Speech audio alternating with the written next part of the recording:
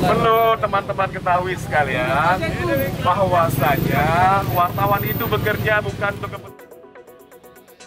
Sejumlah jurnalis yang bertugas di Kota Luxmawi dan Aceh Utara melakukan aksi solidaritas di depan Taman Riyadah, Kota Luxmawi.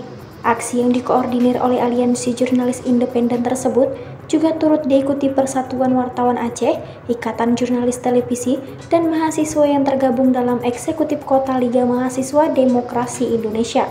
Puluhan jurnalis dan mahasiswa membentangkan sejumlah poster dan juga melakukan long march mengelilingi Taman Riyadah Luxmawi dengan turut dikawal oleh aparat keamanan Polres Luxmawi. Koordinator aksi, Jaki Mubarak, mengatakan aksi solidaritas itu dilakukan karena Nur Hadi, seorang koresponden Tempo di Surabaya, mengalami kekerasan saat melakukan peliputan. Aksi hari ini kita minta dua tuntutan poin, yaitu yang pertama kita meminta kepada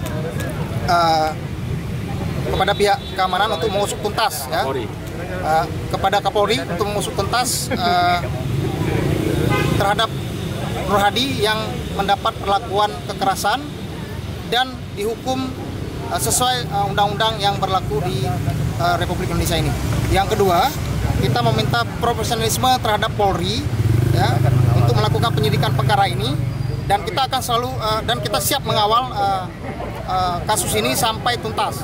Saat itu, Nur Hadi tengah menjalankan kegiatan reportase sebagai rangkaian investigasi dalam peliputan kasus suap pajak yang diduga juga melibatkan Angin Prayitno Aji selaku Direktur Pemeriksaan Ditjen Pajak Kemenku. Namun saat melakukan reportase, Nur Hadi mengalami tindakan kekerasan, yakni disekap dan dipukul oleh oknum yang diduga aparat TNI dan oknum polisi. Nur Hadi juga mengalami ancaman pembunuhan dan diancam akan dijerat Undang-Undang ITE. Apa yang dialami jurnalis Tempo ini menambah panjang daftar kasus kekerasan terhadap jurnalis. Ini membuktikan bahwa perlindungan terhadap kerja-kerja pers masih sangat rendah dan lemah. Dari Luxmawi, Sarina, AJNN.